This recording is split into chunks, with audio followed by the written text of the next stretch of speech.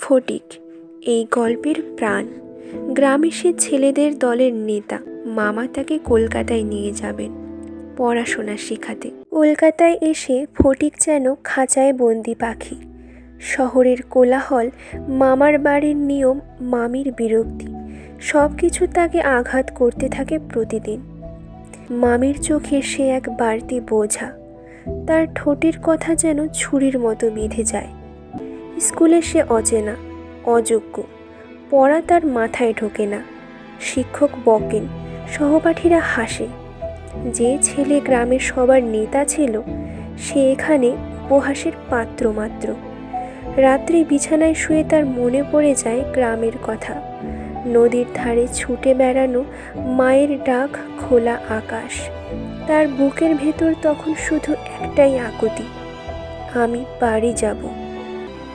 School হইতে ফিরিয়া সেই রাত্রে তার মাথা ব্যথা করতে লাগলো এবং গা শিরশির করে আসলো। বুঝতে পারল তার জ্বর এসেছে। রোগের সময় এই অকর্মণ্য অদ্ভুত নির্বোধ বালক পৃথিবীতে নিজের মা ছাড়া আর কারো কাছে সেবা পাইতে পারে, এরূপ প্রত্যাশা করতে তার লজ্জা বোধ হতে লাগল।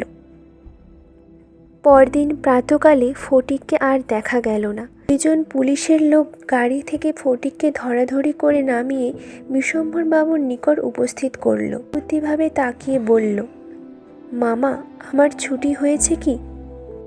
এই ছুটি আর স্কুলের ছুটি নয়, জীবনের সমস্ত দুঃখ থেকে মুক্তির ছুটি। মামা তখন অনুতপ্ত। মায়ের কাছে খবর পাঠানো হয়।